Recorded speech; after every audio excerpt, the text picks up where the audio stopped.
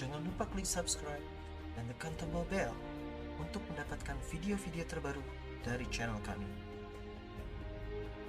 Let's talk about what nobody wants to talk about. Who here has ever failed?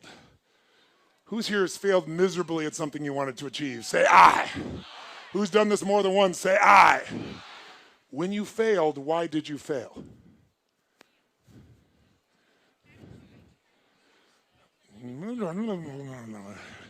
Why are you suddenly tongue-tied?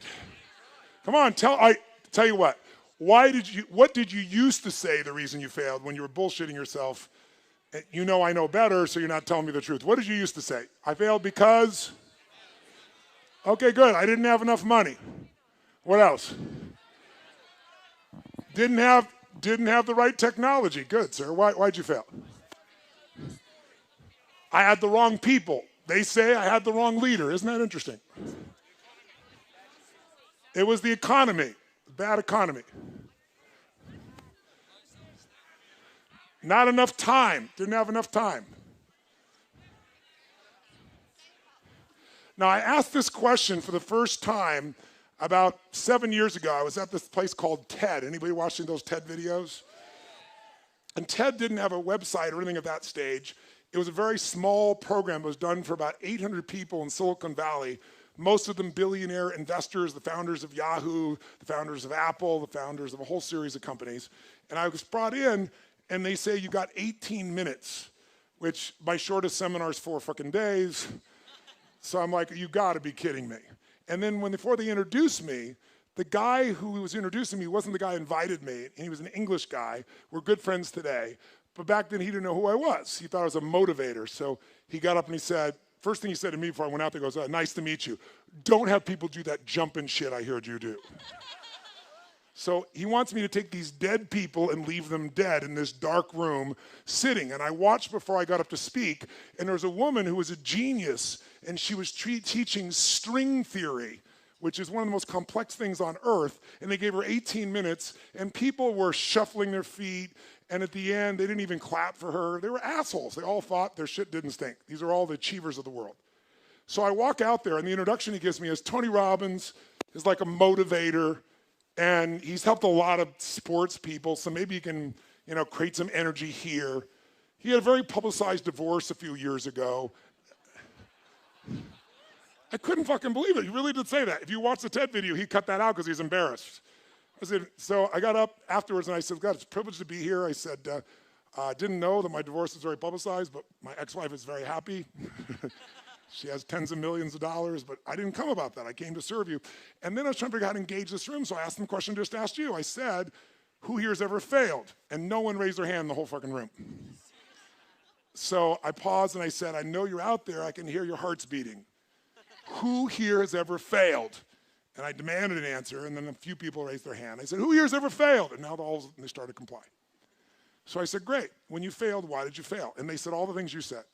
Didn't have enough time, didn't have the right technology, didn't have the money, didn't have the contacts, had the wrong people. The people said we had the wrong leader, right? And then this voice in the darkness, the whole room was pitch black, says, I didn't have enough Supreme Court justices. And I looked down, and it's Vice President Al Gore, who you probably don't know much about American politics, but he and Bush Jr., they tied, basically, and it had to go to our Supreme Court to decide who's going to be it, and he lost. And when he said that, we were in Northern California, which is all Democrats who would have been supporters of his. They all stood up and gave him a standing ovation when he said this. And when they stopped the standing ovation, I said, that's one way to try to explain why you didn't become president of the United States. But I wouldn't say it's an accurate one. And there was this pause, like, what the fuck is he about to say?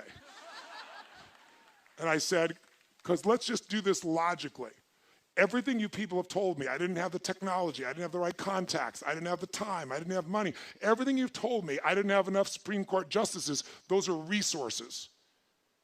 And so you're telling me I failed because I didn't have the resources. And I'm here to tell you what you already know. Resources are never the problem. It's a lack of resourcefulness is why you failed.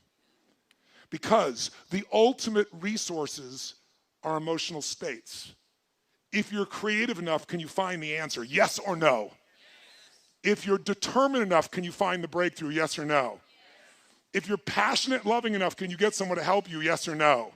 If there's no way that you're committed, can you find the money, even if you don't have it, yes or no?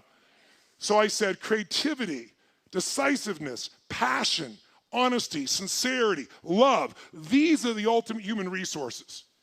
And when you engage these resources, you can get any other resource on earth. And I said, so you told me all the resources you're missing and you hypnotize yourself into believing that you don't have what you want because you don't have the resources, when the most successful people in history had no resources, but they were incredibly resourceful, so they got the resources. Resourcefulness is the ultimate resource.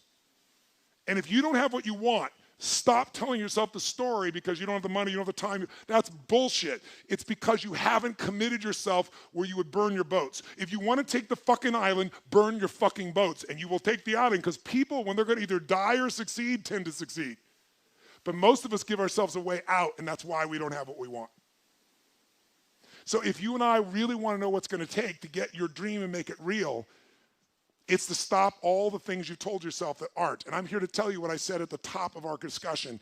80% of success is psychology and 20% is mechanics.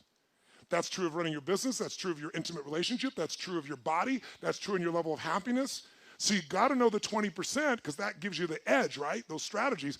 But you got to know the psychology.